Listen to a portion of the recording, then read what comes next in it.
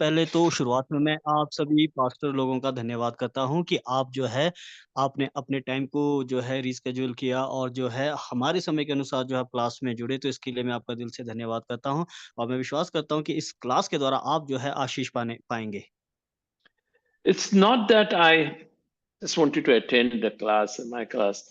I think it's in my heart to share these observations that I have. सो मेरा उद्देश्य ये नहीं है कि मैं क्लास को अटेंड करूँ और क्लास को लूँ, लेकिन मेरा जो सबसे मुख्य उद्देश्य है वो ये है कि जो प्रभु ने मेरे हृदय में डाला है, जिन बातों को मैंने अनुभव किया है, उन बातों को मैं आपके साथ बाँटूँ। Uh, uh, the thing is, just one second. Huh? Yeah, very well. The thing is, you see, I was just thinking, though we talk about prosperity, being born again, and healings and all that we've talked and we think the Bible is about, and you might be thinking about uh, being born again. There is much more than that. जैसा कि मैं आपको बताना चाहता हूँ, जैसे हमने पिछले दिनों में हमने बात किया था प्रोस्पेरिटी के बारे में, आशीष के बारे में, हमने बात किया उद्धार के बारे में, हमने बात किया जो है चंगाई के बारे में से लेकिन मैं आपको ये बताना चाहता हूँ कि शुरुआत में इन सब बातों के बारे में हमने बात किया, लेकिन जो सुसमाचार है, जो परमेश्वर का वचन है, वो इन सब बातों से कहीं ज़्यादा बढ़कर है।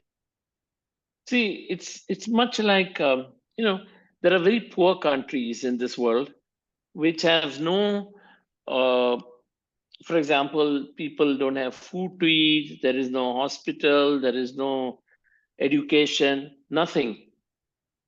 और देखिए, मैं आपको बताना चाहता हूँ कि देखिए, इस संसार में, इस दुनिया में बहुत सारी गरीब देश हैं, जिनके पास अच्छे से कोई भी जो मूलभूत सुविधाएँ हैं, ना खाने की अच्छी व्यवस्था, ना खाने के लिए उपलब्ध भोजन है, ना उनके पास सड़कें हैं, ना उनके पास स्वास्थ्य सेवाएँ हैं, ये सब उनके पास में नहीं है। बहुत सारी बातों को लेकर जो अपने जीवन में संघर्ष कर रहे हैं।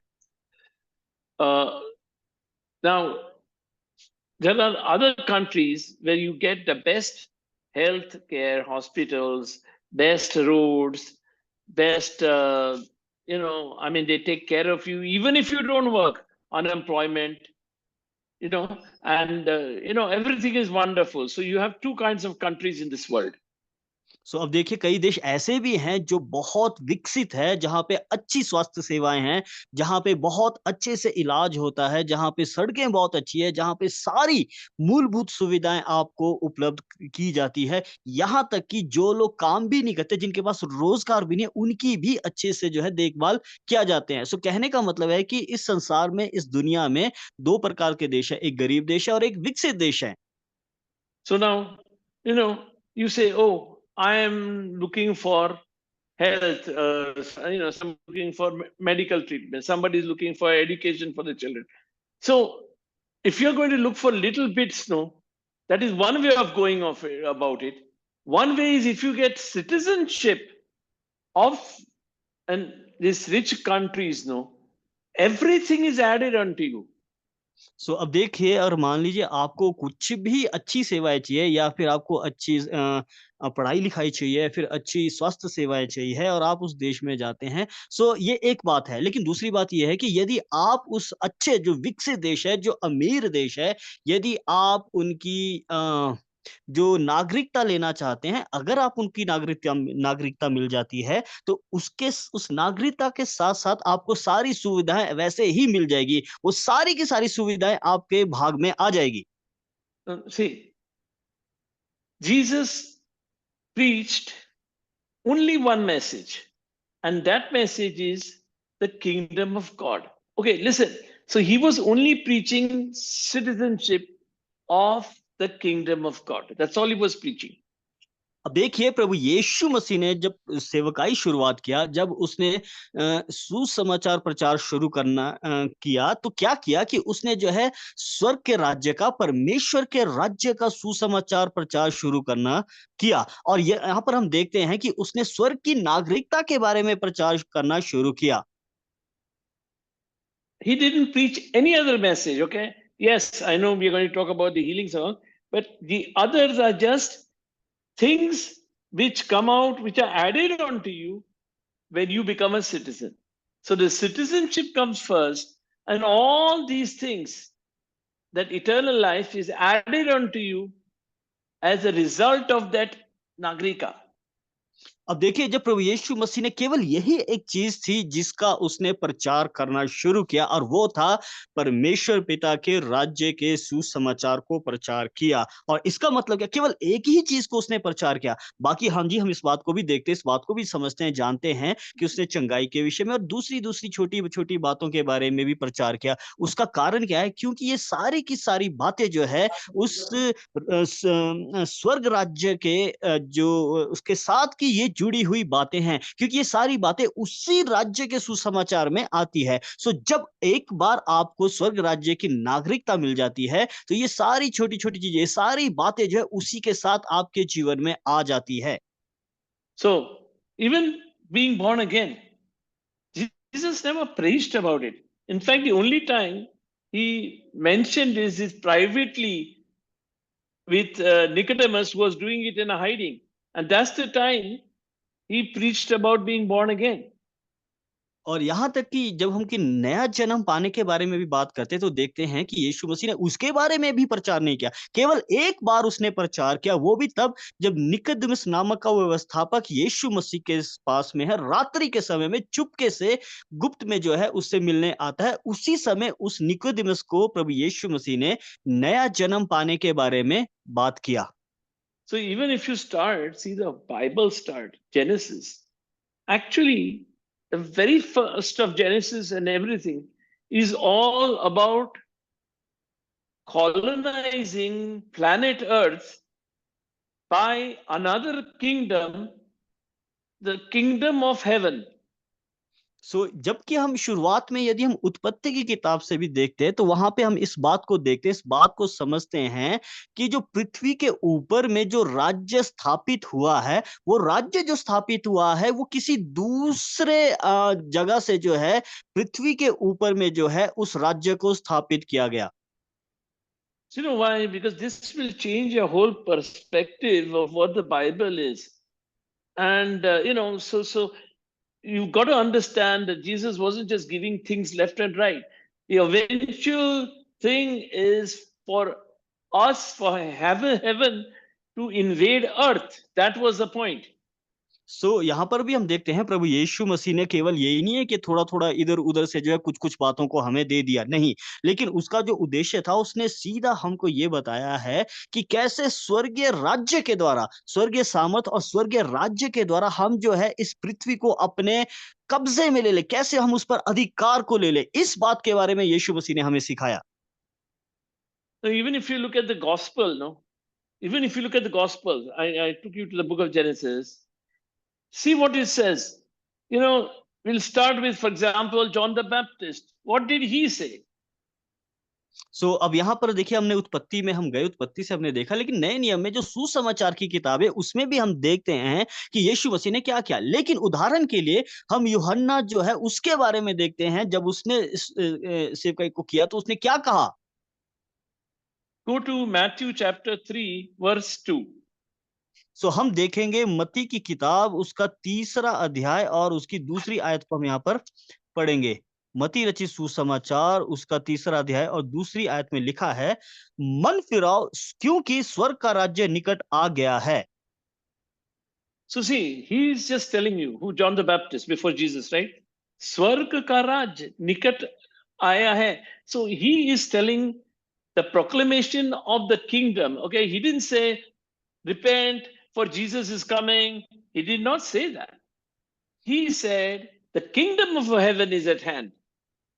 तो अब यहाँ पर ध्यान दीजिए, यहाँ पर हम देखते हैं कि जो यूहन्ना बपतिस्मा देने वाला है, जब वो प्रचार कर रहा है, वो क्या कर रहा है? क्योंकि यूहन्ना बपतिस्मा देने वाला जो है, वो प्रभु यीशु मसीह के आने से पहले जो है, वो वहाँ पर जो है परमेश्वर के राज्य का सुसमाचार प्रचार कर रहा था। और जब उसने प्रचार करना शुरू किया, तो क्या किया? यहाँ पर हम देखते हैं कि उसने बोला है कि मन फिराओ क्योंकि स्वर्ग का राज्य निकट आ गया है। उसने ये नहीं प्रचार किया था कि तुम अपने पापों से पश्चाताप करो और जो है क्षमा माँगो। नहीं, लेकिन उसने सीधा-सीधा ये बात बोला है कि स्वर्ग का राज्य निकट आ गया है।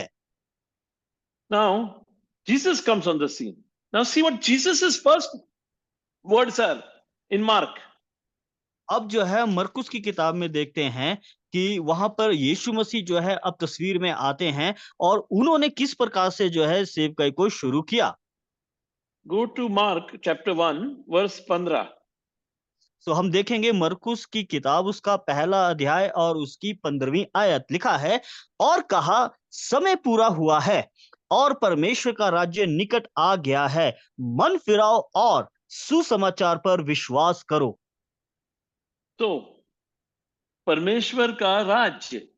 He's again focusing that this is it. Now, we've just forgotten and we think we are just trying to sort of say these are just words, he's a king and this is a kingdom. This is all about salvation. No, it is all about citizenship. अब देखिए यहाँ पर फिर से वो परमेश्वर के राज्य की बात यहाँ पर आती है, और जब यीशु मसीह सेवकाई की शुरुआत करते हैं तो उन्होंने कहा कि समय पूरा और परमेश्वर का राज्य निकट आ गया। अब इसका अर्थ क्या है? इसका अर्थ ये है कि पर यीशु मसीह जो वो इधर-उधर की बातें नहीं कर रहा, लेकिन वो सीधा जो स्वर्ग राज्य है उसके बारे में प्रचार कर रहा है, उसकी नागरिकता के बारे में, उसके राज्य के बारे में प्रचार को कर रहा है। Yes, being born again is why. Please don't focus on being born again is about going to heaven. No, no, no. Being born again is born again. I'll put it in a different language. Being born again is now you're born again as a citizen of the kingdom. It's not about I'm born again, abhi kya, I baptized. No, no, no. You are, and then I'm going to heaven. And so much focus is on that. That is not the purpose. The purpose is so you become the citizen of the kingdom, of a kingdom. यहाँ पर हम जो है नया जन्म पाने की बात को देखते हैं। हम हमेशा इस बात को ज़्यादा फ़ोकस करते हैं, ज़्यादा इस बात के बारे में कहते हैं कि मैं नया जन्म पाया हुआ। सो इसका मतलब कुछ नहीं है, लेकिन इसको अगर मैं दूसरी भाषा में, दूसरे शब्दों में अगर मैं इसको आपके सामने मैं प्रस्तुत करूँ या उसका व्याख्यान दूँ, तो उसका अर्थ क्या है? उसका सिंपल सीधा-सीधा मतलब ये होता है कि प्रभु यीशु मसीह ने कहा है कि जब आपका एक बार नया जन्म हो गया, तो उसका मतलब क्या? अब क्या? उसके बाद क्या? हम हमेशा केवल इसी बात को सोचते रहते हैं कि मेरा नया जन्म हो गया है, अब मैं नया जन्म पाया हूँ, तो मैं सीधा स्वर्ग राज्य जाऊँगा। इसका मतलब ये नहीं, लेकिन इसका मतलब ये है कि जब आप एक बार बॉर्न अगेन, एक बार नया जन्म आपने पा लिया, तो आप स्वर्ग राज्य के नागरिक बन चुके हैं। आप स्वर्ग राज्य के नागरिक हैं। ये बात जो है यीशु मसीह यहाँ पर कहते हैं। So, what happens? Jesus, wins the victory and you accept him. And so we are born again, right? सो हम जानते हैं कि यीशु मसीह ने जो युद्ध जो था उसको जीत लिया, वो जयवंत हुआ और उसने जो है हमें स्वर्ग राज्य को दे दिया, और हम उसी के द्वारा, उसके जयवंत होने के द्वारा हमने नया जन्म पाया। यही बात है ना? सही है? So now, see, he's here how long? Just see, ask, how many days he was on earth when he appeared? तो अब यहाँ पर इस बात को ध्यान दीजिए, इस बात को देखिए कि कितने दिन तक यीशु मसीह पृथ्वी पर रहे। 40 days. And he 40 did दिन। 40 दिन. And what did he do? He और only taught them, he was speaking only of one subject. और देखिए 40 दिन तक वो उसके बाद जो है जयवंत होने के बाद जो है जी उठने के बाद इस पृथ्वी के ऊपर में रहे, और उस 40 दिन में उसने क्या किया? उसने केवल एक ही बात को किया, केवल एक ही काम को किया, वो ये है कि Acts chapter 1, verse 3. हम देखेंगे प्रेरितों के काम की पुस्तक उसका पहला अध्याय और उसकी 3री आयत से हम देखेंगे। प्रेरितों के काम उसका 1 और उसका 3रा देखते हैं। उसने दुख उठाने के बाद बहुत से पक्के प्रमाणों से अपने आप को उन्हें जीवित दिखाया, और 40 दिन तक वह उन्हें दिखाई देता रहा और परमेश्वर के राज्य की बातें करता रहा। आमीन। See, I'm trying to say, it's very clear to me. I'm not trying to say what people are saying is wrong. He didn't come to teach a religion. A religion is a certain belief. He came to teach of a kingdom, of a citizenship. That is different than religion, okay? And that's the point, that he came, to give, it was like a colonizing of planet Earth. सो अब यहाँ पर देखिए, यहाँ पर भी जो है यीशु मसीह जब आए, हम सब इस बात को जानते हैं, आप सब भी जानते हो कि यीशु मसीह यहाँ पर किसी भी धर्म को स्थापित करने के लिए या धर्म का प्रचार करने के लिए नहीं आए, लेकिन उन्होंने Thank you, Pastor Sonu. Don't get disconnected. You're there? Oh no. Brother, Pastor Sonu is disconnected. He was doing so well. Hello, brother. Am I disconnected or Pastor Sonu is disconnected? He will come, brother. He will come. Actually, Yeah. little Yeah, net till problem. and you can, yeah. Pastor Sunil,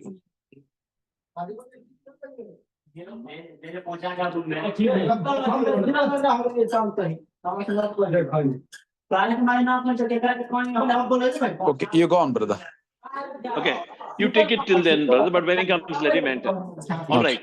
Okay, because it's also noise. So let me just, okay, in case you got distracted, I really don't want you to get distracted.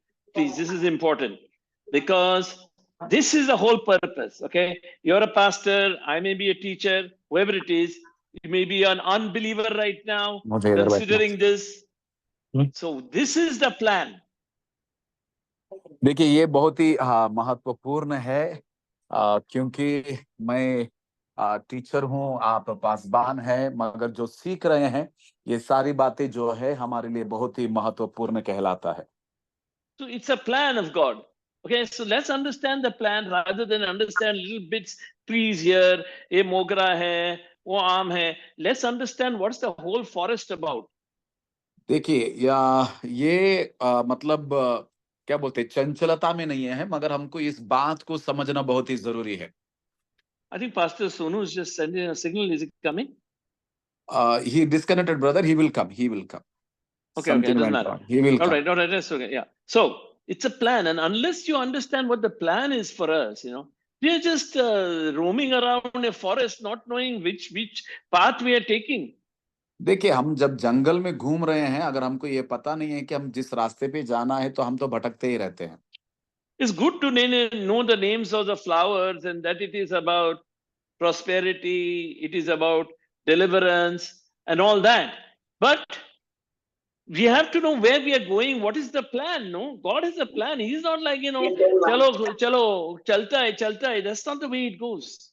देखिए ये बरकत, बढ़ोतरी, prosperity, आशीष, वो सब एक बात है, मगर हमको जिस रास्ते पे हम चल रहे हैं, उस रास्ते पे हमको ये समझना जरूरी है कि हमारा मकसद क्या है, हमारी मंजिल क्या है ना। So I said in the beginning, in the book of Genesis, it's all about colonizing a planet. And the book of Genesis doesn't say there's one planet. It could be billions and billions and billions of planets. But this planet that the book of Genesis is referring is a planet, not a world, a planet called Earth.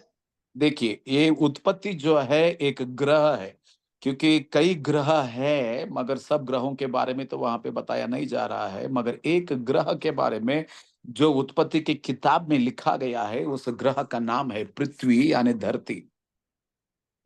So there's a kingdom, the kingdom of God, the kingdom of heaven, which is colonizing this graha called Prithvi. और ये जो ग्रह का नाम है ये पृथ्वी है, जिसको आकार दिया गया है।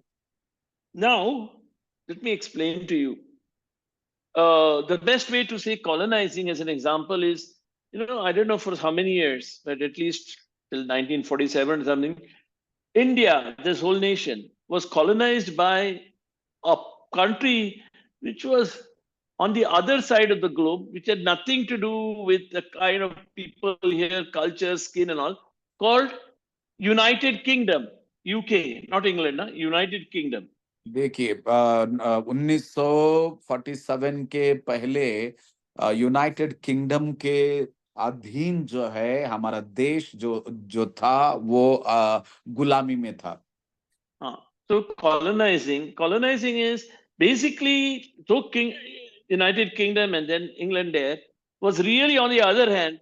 How can they come to this side of the globe? They colonized it. There was a land here, India, and they sort of came and अपना झंडा लगा के बोला ये हमारा देश का ही पार्ट है. देखिए वे लोग कॉलोनाइज मतलब मिला, यानी यहाँ पे एक धरती, एक जमीन को लिया और अपना झंडा गड़ाया और बोलने लगा कि अब से ये हमारा है।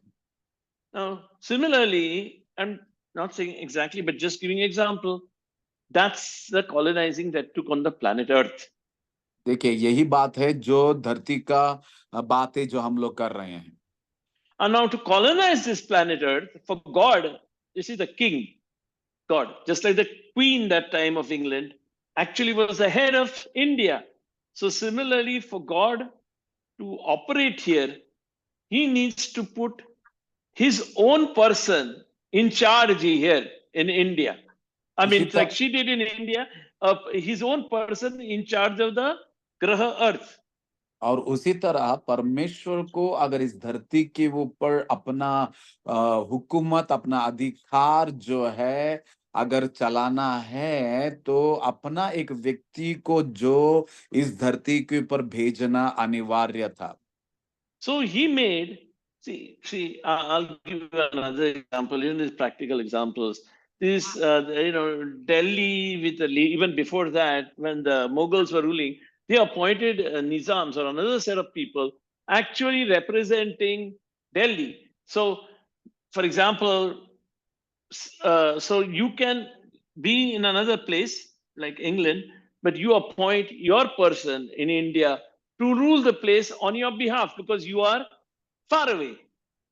इसी तरह जब मतलब एक व्यक्ति जब दूर है, उसके पक्ष में जो था वो अधिकार चलाने का था, हुकूमत चलाने का था। जिस तरह मुगल जो लोग थे दिल्ली, यूपी, उस तरफ से भी वे लोग अपनी हुकूमत को वो लोग कर रहे थे। Yes, brother, Pastor Manoj, they used that time, they used the Nizams, your Telangana, to be ruled by Delhi. That's how it happened. So same Yeah. way, God uses, God doesn't. The heaven appoints Adam and Eve to rule over this earth. They were kings, but they were ruling on behalf of the kingdom of heaven, on behalf of God. So he created Adam and Eve to be governing this planet. जिस परमेश्वर ने आदम और हव्वा को बनाया इस धरती के ऊपर कि वो परमेश्वर के राज्य के पक्ष में इस धरती को जो था वो हुकूमत करने के लिए। Now, he had given them all the title, but they joined the enemy, I mean, they joined the enemy in the sense they're listening to the enemy and they're getting cheated by the enemy who tells them lies like, look, you मगर will वे लोग become, yeah. वे लोग शैतान का बात सुना, शैतान को अपना अधिकार दिया, शैतान के बातों के ऊपर अमल किया, उस तरह जो था राज्य से यानी हुकूमत से बाहर आ गए। Not shaitan, brother. Let's not bring shaitan inside. What I meant is the enemy. Instead of seeing दुश्मन, हाँ, दुश्मन दुश्मन के जो वो they were appointed to serve God, to be an extension of God. वो दुश्मन के साथ ही किया ना, जो who was the enemy of God, they joined him. मतलब वे लोग उस व्यक्ति से मिले जो व्यक्ति परमेश्वर का दुश्मन था, परमेश्वर का विरोध था, यानी दुश्मन के साथ मिलकर दुश्मन के बातों को सुनकर वे परमेश्वर से अलग हो गए या हुकूमत से बाहर आ गए। So now, God created Adam to look after the place he wanted to colonize called Earth. One second, brother. God put in power Adam to because God is colonizing Earth. So he has appointed someone in his place to look after the Earth. परमेश्वर धरती के साथ जो था वो colonise यानी परमेश्वर धरती के साथ मिलना चाहता था, धरती का अधिकार चलाना चाहते थे, धरती को अपने हाथ में लेना चाहते थे। इसीलिए परमेश्वर ने आदम और हव्वा को बनाया कि परमेश्वर के पक्ष में वो धरती के ऊपर हुकूमत करे, अधिकार चलाए, ताकि परमेश्वर के पक्ष में वे लोग धरती के ऊपर बने रहे। Now, see how does the enemy, whoever it is, but in this case, snake, the word Satan doesn't come in, okay? You can then do anything else. But look at how the enemy is deceiving God's appointed person, that is Adam. देखिए यहाँ पे हम लोग शैतान को थोड़ा सा बाहर रखेंगे, मगर दुश्मन देखो किस तरह उन लोगों को बहका रहा है, भरमा रहा है कि परमेश्वर की हुकूमत से बाहर आने के लिए। See, he is basically going to say to whoever it is, the enemy is going to tell him that soon you will become like your master. You will become like God if you do this. So basically, he's telling him to revolt against the person who has put him there. That's what so that you will become better. That's the point the enemy is making. मतलब दुश्मन ये बोल रहा है, भाई तुम्हारे गुरु के जैसे हो जाओगे, जिसने तुमको रखा है तुम उसके जैसा हो जाओगे। मतलब जिसने तुमको रखा है उसको बाहर फेंको या उसका विरोध खड़े रहो, और तुम उसके मतलब उसके जैसे जिसने तुमको रखा है उसको बगल में रखो और उसके जैसा तुम बन जाओ। ये बहकाना जो था दुश्मन का था। So all that Adam did is called a revolt. Right, and let's not bring Satan. Revolt, brother. Revolt means revolution. You have a revolt against the kingdom that is operating, brother. हाँ, मतलब जिस राज्य के पक्ष में रहते उस राज्य के विरोध हो जाना। Okay. Now, for example, go to Genesis chapter 3, verse 5. And he is going to tell him how you should revolt, so you will become as good as God now. The कोई God, बाइबल को पढ़िए, person who उत्पत्ति chapter brother once again 3 उत्पत्ति उसका 3रा अध्याय, कोई 3:5 brother. Yes, कोई पढ़िए, मेरे पास बाइबल नहीं है, पढ़िए कोई। यहाँ पे इस प्रकार से लिखा है, वरन परमेश्वर आप जानता है। Okay, can I continue? Please pastor Sonu, please continue. Okay sir. So यहाँ लिखा है उत्पत्ति 3:5 में, वरन परमेश्वर आप जानता है कि जिस दिन तुम उसका फल खाओगे उसी दिन तुम्हारी आंखें खुल जाएंगी और तुम भले बुरे का ज्ञान पाकर परमेश्वर के तुल्य हो जाओगे। So he is telling him to revolt so that you will become in charge of this planet Earth. तो यहाँ पर जो है, अब वो जो शैतान है उनको बोल रहा है कि यदि तुम ऐसा करोगे, ये काम को करोगे, तो तुम जो है, वो उनको उकसा रहा है, वो उनको बता रहा है कि यदि तुम ऐसा काम करोगे तो तुम परमेश्वर महान के तुल्य हो जाओगे।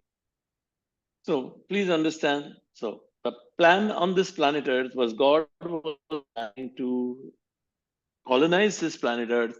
So once he took over this earth, he kept a person who represented him called Adam, but Adam revolted and effectively started listening. That means he handed the keys to that Satan. अब देखिए यहाँ पर हम क्या समझते हैं इन बातों से कि परमेश्वर पिता की इच्छा है कि अब वो आदम के द्वारा उस स्वर्गीय राज्य को इस पृथ्वी के ऊपर में उस राज्य को स्थापित करे, ताकि उस राज्य के द्वारा उस पृथ्वी पर शासन कर सके। लेकिन यहाँ पर जो है शैतान जो है वो आदम को उकसा रहा है, उसको बहका रहा है कि अगर तुम ऐसा करोगे तो तुम जो है परमेश्वर महान के तुल्य हो जाओगे। इस प्रकार से उसने जो है उसको गुमराह किया और उसको जो है बहकाया, और जिसकी वजह से जो है इतना बड़ा जो बात है वहां पर हो गई। See, I was teaching 2 weeks ago that the sacrifice on the cross is the way to restoring our relationship with. That's not what Jesus came to do, but it was required for him to do in order to re-establish the kingdom back to earth. I mean, kingdom back to God. Thank you, Jesus. Pastor Manoj?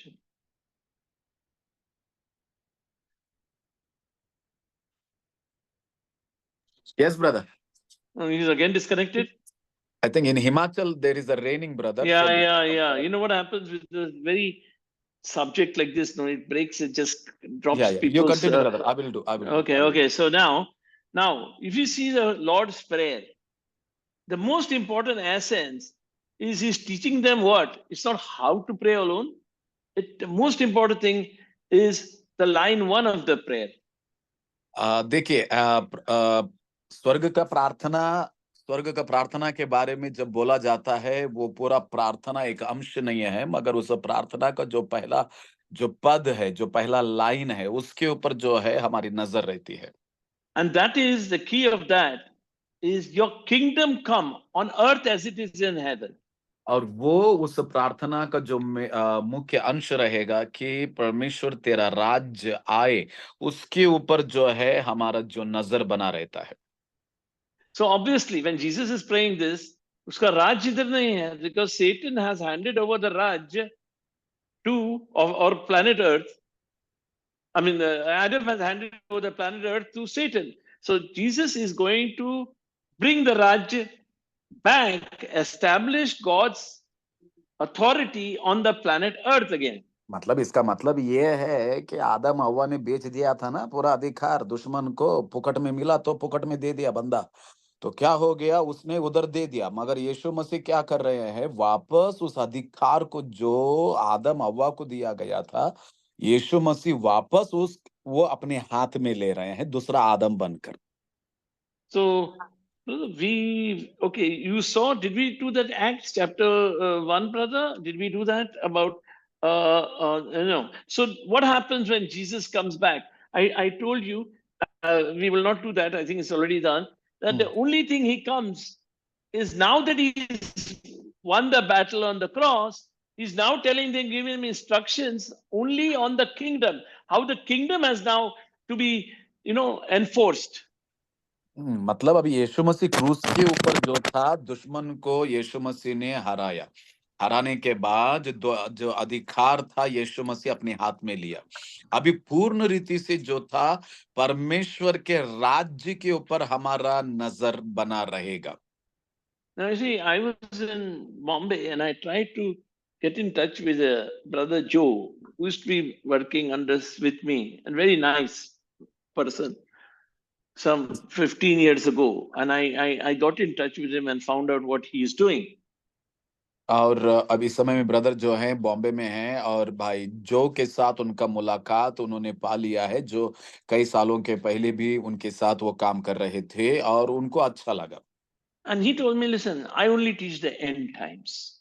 All right, I don't teach anything else. I don't talk about confession of the word of God and all that. And that's, to me, that sort of shocked me.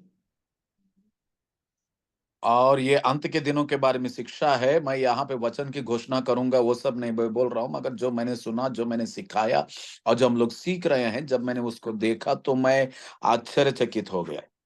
So when he said that, I started saying, well, I'm calling like this Wednesday meeting, the Monday meeting, and other meetings. Am I by any chance wasting your time? I mean, I was teaching basically the love of God and things like that. Should I be teaching that that He will never leave us, never forsake us, or should I be telling you, pack your bags, the end times are coming? The time नहीं है, जल्दी भागो बोल के। तो वो क्या हो गया, मैं जब उनका सुन रहा था तो मुझे ऐसा लगा मैं क्लास लेकर के टाइम पास कर रहा हूँ क्या, या बोलकर मैं टाइम वेस्ट कर रहा हूँ कि विश्वास की घोषणा करो और विश्वास में बने रहो, आत्मिक में बढ़ो, या अभी जो बातें मैं सुन रहा हूँ, सूटकेस जल्दी पैक करो, निकल जाओ भैया, रैप्चर होने वाला है, ये दुनिया खत्म होने वाला है, क्या वो जरूरी है, क्या ये जरूरी है? So I thought all this rest of the Bible, is now gone. The whole thing is done. Now you get ready with the book of Revelations, as you said, rapture and all that, all those given this, we should become an expert in that only. Now, please, this is not intended to be a criticism of Joe or anybody. I was personally shocked. Am I on the right track? मैं actually उस व्यक्ति के ऊपर क्या बोलते हैं, मैं वाद विवाद में नहीं आ रहा हूँ, उस बातों की वजह से क्या बोलते हैं, मैं उन बातों की वजह से मैं वाद विवाद में नहीं आ रहा हूँ, मगर मैं ये सोच रहा हूँ क्या भाई टाइम हो गया है क्या, सूटकेस पैक करके निकलने का टाइम आ गया है क्या? मतलब क्या हम सिर्फ उसी बातों के ऊपर नजर रखना है क्या, मैं जो सिखा रहा हूँ उस बातों के ऊपर हमारा जो कॉन्सेंट्रेट रहना है?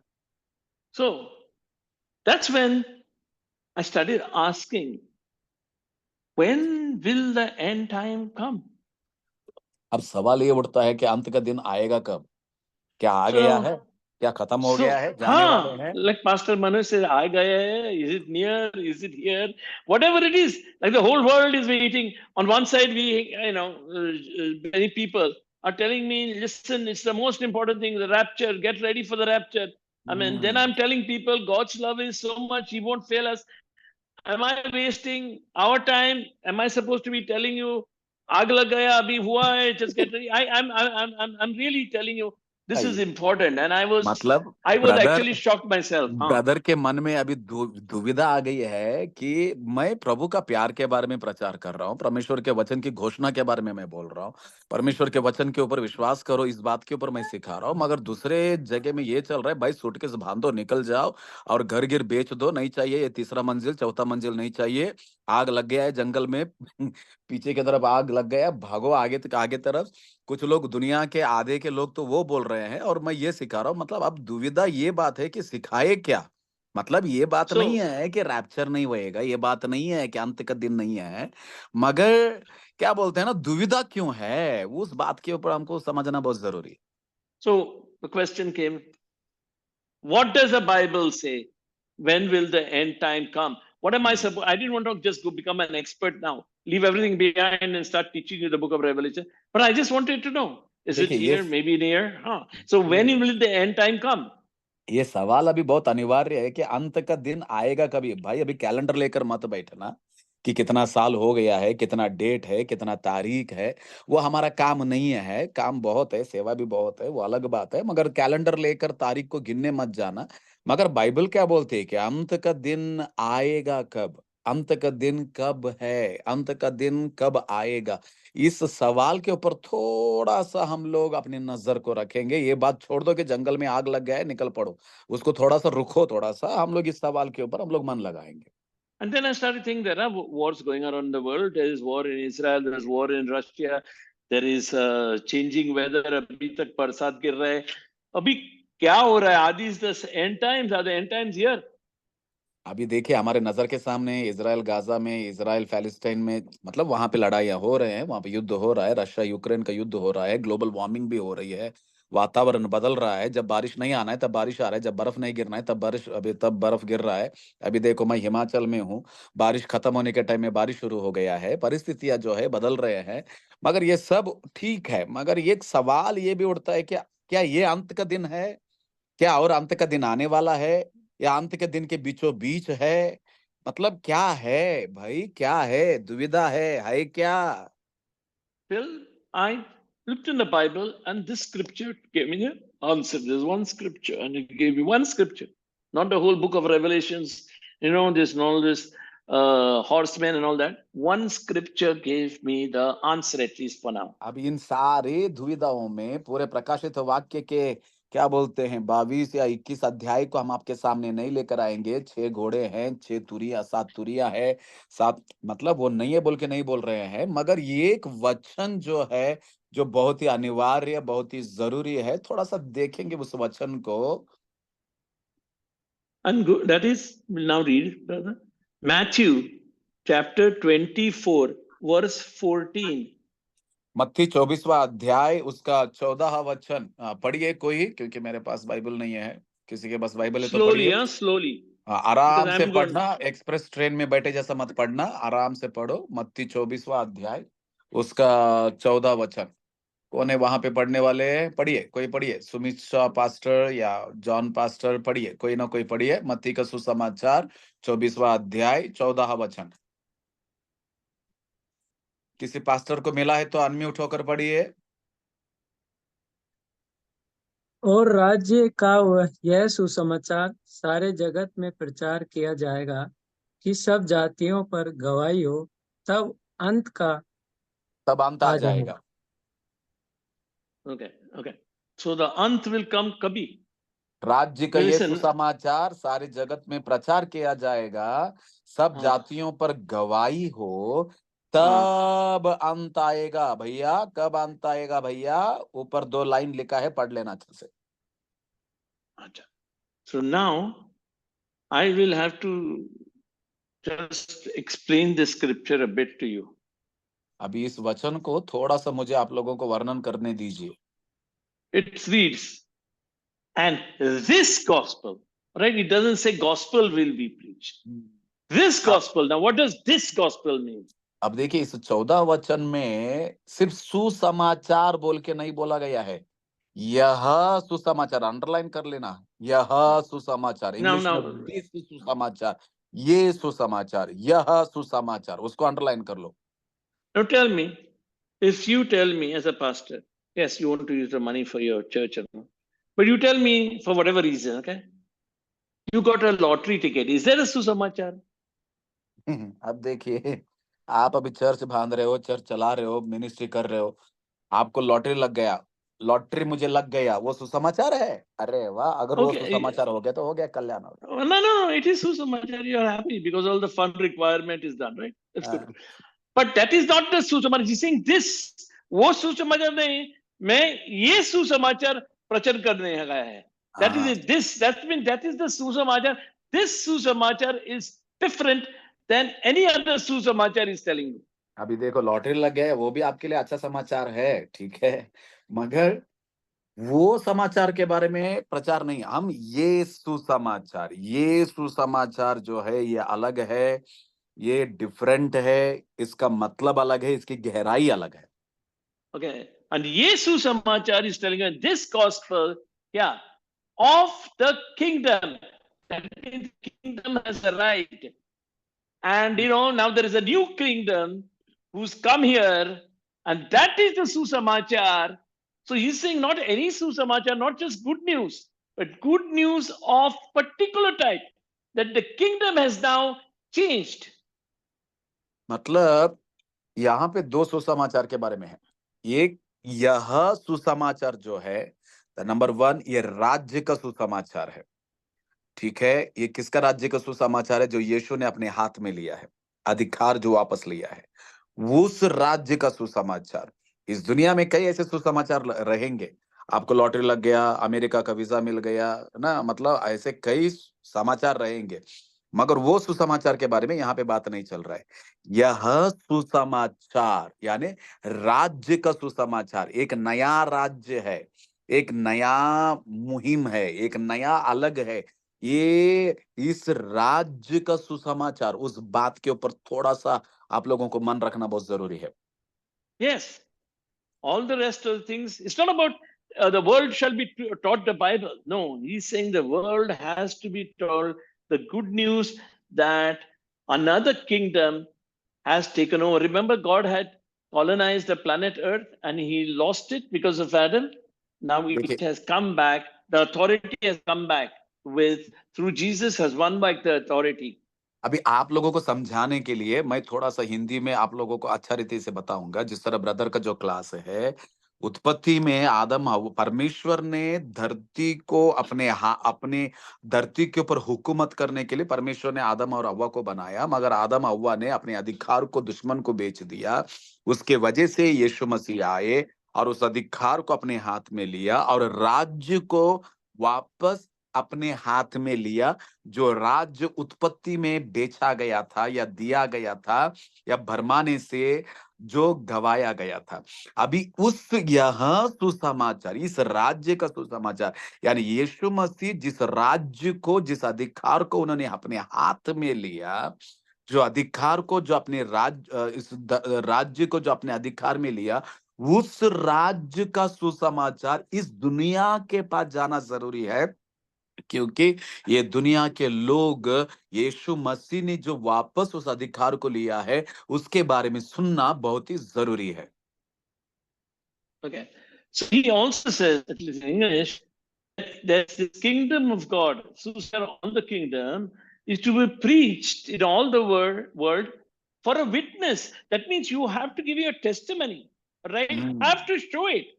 You have to show the signs, wonders, and miracles. You have to show the power now of the kingdom, right? अभी वहां पे क्या बोला, यह सुसमाचार धरती के कोने तक तुम मेरे गवाह बनोगे, मतलब तुम्हें गवाह बनकर खड़ा रहना। इसका मतलब है हमें हर कोने में, हर ब्लॉक में, हर डिस्ट्रिक्ट में, हर राज्य में, हर देश में, हर भाषा में, हर जाति में हमें इस सुसमाचार के गवाह बनना है। गवाह का मतलब क्या है? पहली बात, सुसमाचार को प्रचार करना है। दूसरा, वो सुसमाचार में जो ताकत है, चंगाई है, चमत्कार है, छुटकारा है, आजादी है, आशीषें हैं, वो हमारे जीवन के जरिए वो दिखना है। जब दिखेंगे तब जाकर तो हम गवाह बनकर खड़े रहेंगे, और हम जब गवाह बनकर खड़े रहेंगे भैया, बाद में हम लोग देखने के लिए जा रहे हैं। So now, uh, the point is that you will have to demonstrate the kingdom. That testimony word is calling us not to just give a bhashan of teaching, but see, it's very easy because you don't have to do it. You just have to move, and the shadow moves behind you, like that healings move behind you. मतलब आप राज्य का गवाह बनने का मतलब है आपके जरिए चमत्कार, चंगाई, छुटकारा, आजादी, उद्धार का काम होना जरूरी है। वो होना ही है। मतलब आप जब चलोगे, आपके छांव से लोग चंगे होना है, आपके कपड़े को छूने से लोग आजाद होना है, आप हाथ रखने से दुष्ट आत्माएं आपके अंदर नहीं मगर निकलना है। भैया ये होना बहुत जरूरी है, क्योंकि हमारे वजह से जब चंगाई, चमत्कार, छुटकारा, आजादी, आशीष जब आएगा तो हम राज्य के गवाह बनकर खड़े रह रहे हैं। हमारी जुबान से सुसमाचार प्रचार होएगा, हमारे हाथों से चमत्कार होएगा। जो प्रेरितों के काम में जो चिन्ह चमत्कार हुआ है वो आज भी होएगा, क्योंकि कुछ लोग भरोसा करते हैं जो पहला हुआ अभी नहीं हो रहा है। ना ना ना ना, राज्य का गवाही का मतलब है आज भी हमें उस राज्य के चिन्ह और चमत्कारों को इस दुनिया के सामने दिखाना जरूरी है और अनिवार्य है। See, please let's not put pressure on ourselves to perform, because if we perform, no, that will never work. If anything we perform, hmm. it will never work. It has to be that ji ji. signs follow us. Okay, signs will follow us. ये देखो, इसमें भी गहरी बात है। मैं चमत्कार किया, मैं चंगाई किया, मैं किया, मैं बकरी का जैसा, है ना? मैं नहीं होता है। वचन कहता है चिन्ह चमत्कार हमारे पीछे आएंगे, हमारे आगे नहीं जाएंगे, हमारे द्वारा नहीं होंगे, वो हमारा पीछा करेंगे, है ना? मतलब Now, जिस तरह हकीकत और साया दोनों साथ साथ में रहता है, उसी तरह हम और चिन्ह चमत्कार वो दोनों साथ साथ में चलते रहते हैं। see, what it's like this. Now it's already whatever 5 o'clock almost in India. Today, if you walked in the sun, the shadow followed you, no? Or you said this morning you did some fasting and prayer on saying, I want to get my shadow on this earth. It came naturally, no? As you were walking and you were walking around, the shadow was following you. और बोलने का ये तात्पर्य है, अभी तो हिमाचल में धूप नहीं है, बारिश हो रही है, मगर गोवा में जाने से वहां पे धूप रहेगा। धूप में जब आप चलोगे तो साया तो कंपलसरी रहेगा ना। ऐसा नहीं कि आप 40 दिन को उपवास रहकर प्रार्थना करो और बोलो कि प्रभु मेरा छाया मुझे वापस दे दो, ऐसा थोड़ी होता है। So, छाया तो साथ में ही रहता है ना उधर। so that's what Mark 16:17 is. अब मार्कुस का 16 उसका 15 से 17 अगर हम लोग पढ़ेंगे, वहां पे लिखा है ना, विश्वासियों का चिन्ह क्या है? अन्य भाषा बोलेंगे, दुष्ट आत्माओं को भगाएंगे, बीमारों के सर के ऊपर हाथ रखेंगे, वो लोग चंगे हो जाएंगे, जहर भी पियोगे वो तुम्हें कुछ नहीं कर सकेगा, है ना? सब कुछ है वहां पे। But brother, no, you not. I don't think you captured Mark 16:17. 16 आइए chapter हम says. उसी वचन के ऊपर हम लोग गौर करेंगे। 17 वचन पढ़िए, जल्दी से पढ़ना। सुने, हाँ, 17 वचन, हाँ। 17 वचन पढ़िए। किसको मिला? मार्कुस 16 का 17। अनम्यूट करो, Okay, जल्दी पढ़ो।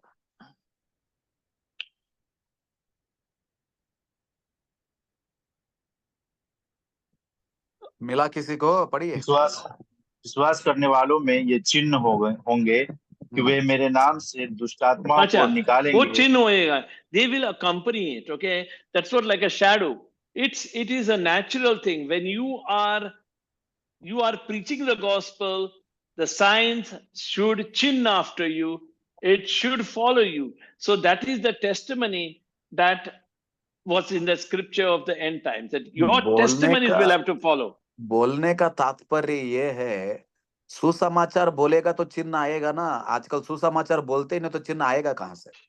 तो जो So, सुसमाचार बोलते हैं तो चिन्ह जो है ऑटोमेटिक वहां पे रहेगा। चिन्ह के लिए और प्रयत्न कोशिश या करने की कोई जरूरत नहीं है। जिस तरह क्या बोलते हैं, हकीकत और साया जिस तरह दोनों साथ साथ में चलता है, उसी तरह सुसमाचार जो प्रचार करेगा उसका चिन्ह जो है उसके साथ साथ ही रहेगा। sorry, brother, you're there? Yes brother, I am here. Okay, somebody's I don't know. Okay, just some rubbish phone calls. Okay, now I'm getting a stupid call. All right, I'm getting distracted with an incoming call, brother.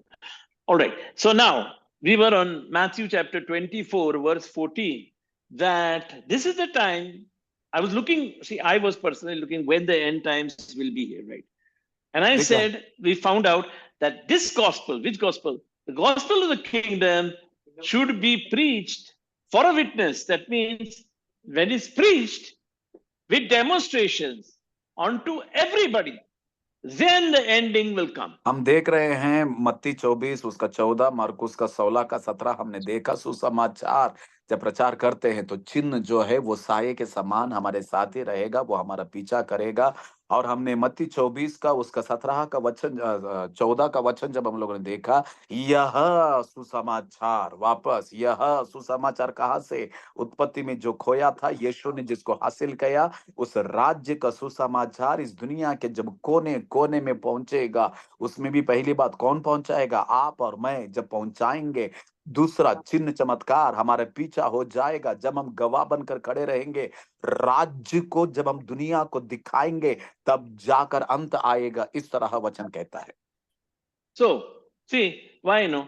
Once, even in our time, the year became, which was the year? Like I think the year the new millennium started, right? 24 years ago, the new millennium started.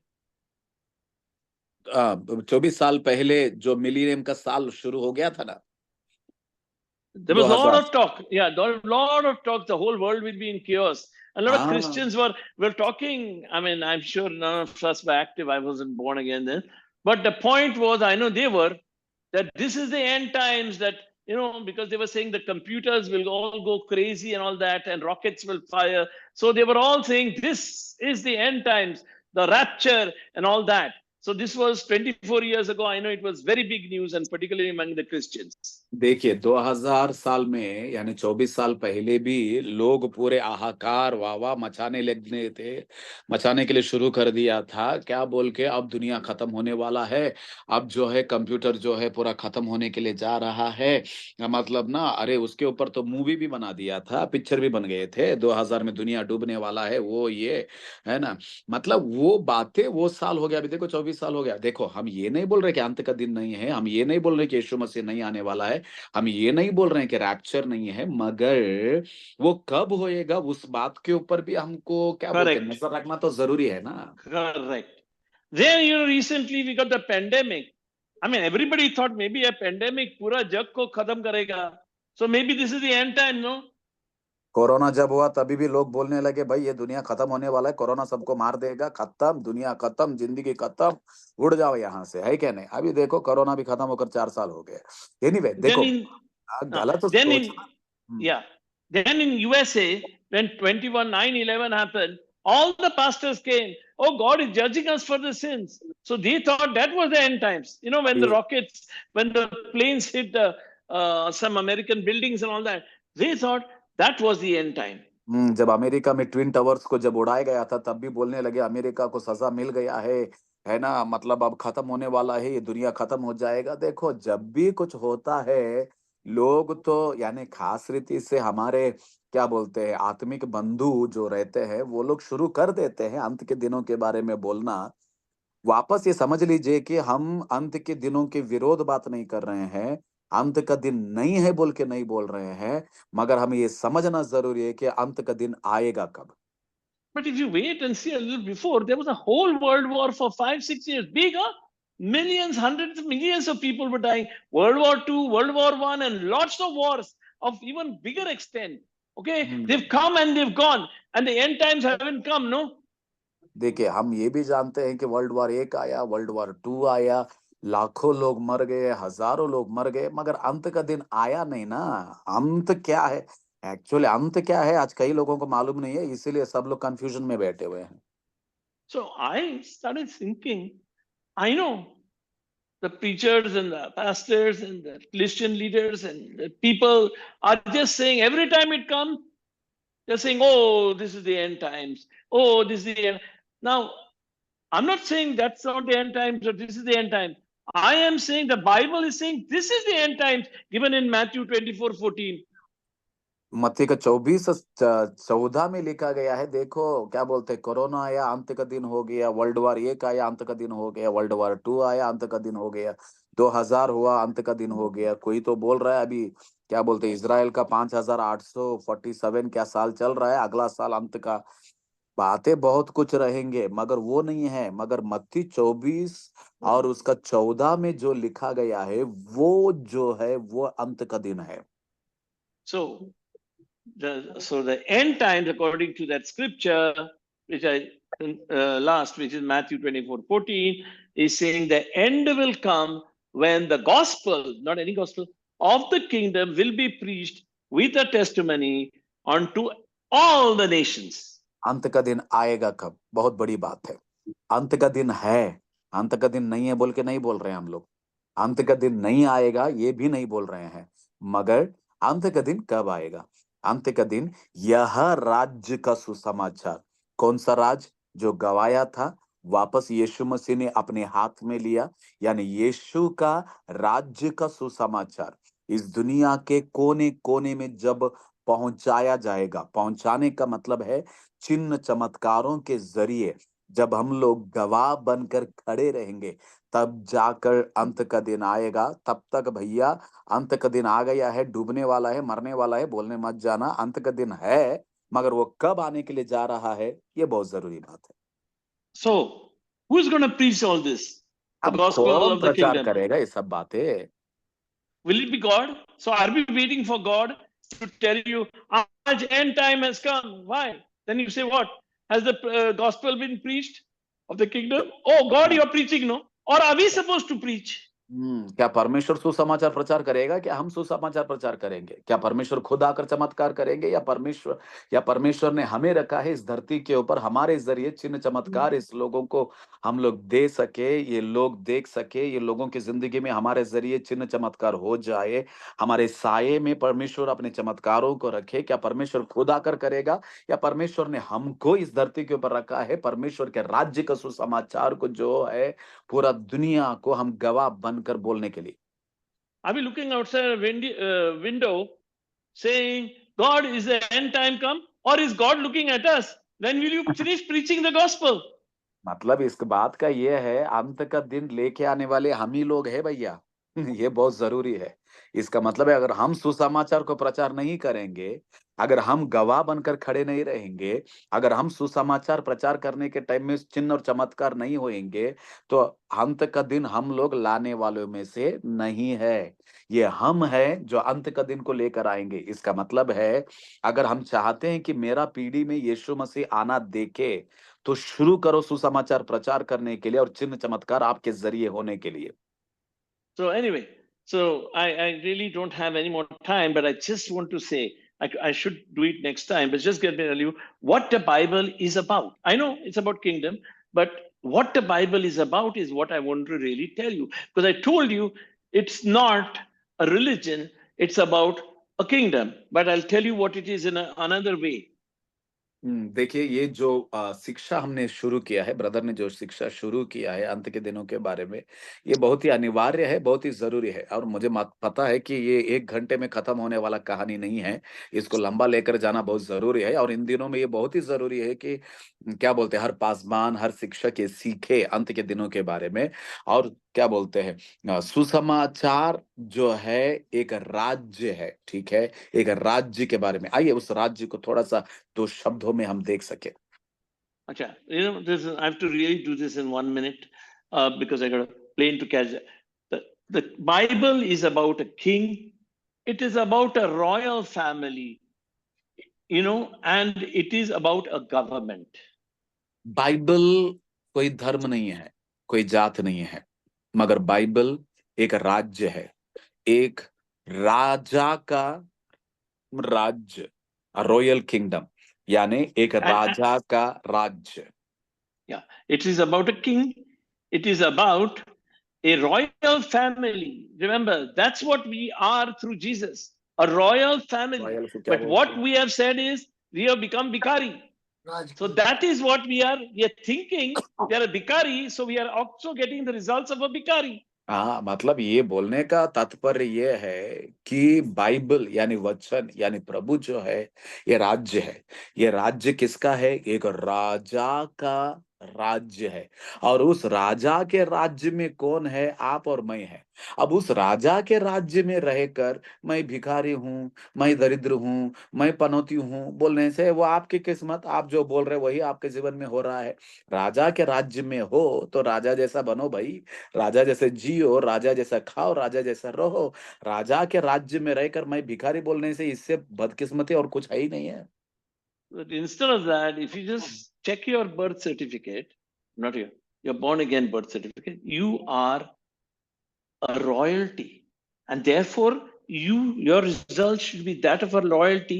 Your inheritance is that of a royalty, but you don't know your birth certificate because the devil has hidden it, and therefore we don't know which kingdom we belong, and therefore you say, "Amar paas kuch nahi," so you're begging God, "Ye de do, ye de do," instead of the power is with you. मेरे पासवानों, हमें ये समझना जरूरी है कि हम राजा के राज्य में हैं. हमें उस उद्धार का जो प्रमाण पत्र हमें जो मिला है, उसको पहचानना, उसको जानना, उसको अंगीकार करना, उसे इस्तेमाल करना बहुत ही जरूरी है. वरन अगर हम लोग राजा के राज्य में रहकर अगर हम लोग मांगते रहेंगे भिखारी के जैसा, या हम लोग क्या बोलते हैं, हमेशा कंगाल के जैसा हालाते हम लोग अनुभव करते रहेंगे और हम लोग ये बोलते रहेंगे कि मेरे हाथ में कुछ भी नहीं है, और राजा के राज्य में रहकर भी भिखारी का जीवन जीने का अगर मकसद है, तो भैया इससे तो बदकिस्मती है ही नहीं है. राजा का So- बेटा हम है, राजा के घर में है, राजा बनकर हम जब वहां पे रहेंगे, जीवन अलग है. So now religion has basically told you again. I'm not, maybe they have the view, maybe I don't understand them. It's all about dying. You know, everybody is saying that. Every religion is saying it. इसमें फर्क क्या है? When you're preaching the gospel, वो बोलेगा इसमें और हमारा धर्म में क्या wrong है? Nothing wrong with my dharma. And we want people to get saved. What for? आज हर धर्म के लोग तो वही बोल रहे हैं. अगर हम भी बोलेंगे तो फर्क क्या है? क्या इस बात के लिए हमको उद्धार में आना है? So what it gives you is a citizenship that you're born again.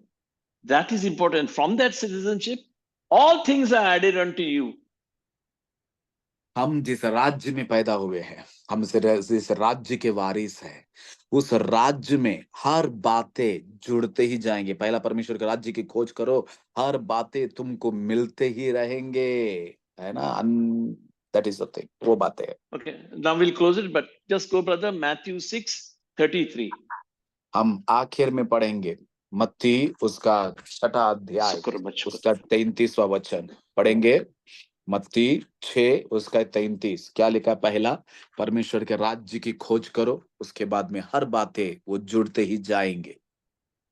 Amen. So, good night, brothers and sisters. I've got to go. So, Pastor Manoj, you will conclude it. Thank you, brother. Yes, sir. Thank you, brother. You are flying to India, brother? Yes, I'm flying to Goa. Bye. I'm in Himachal. Okay.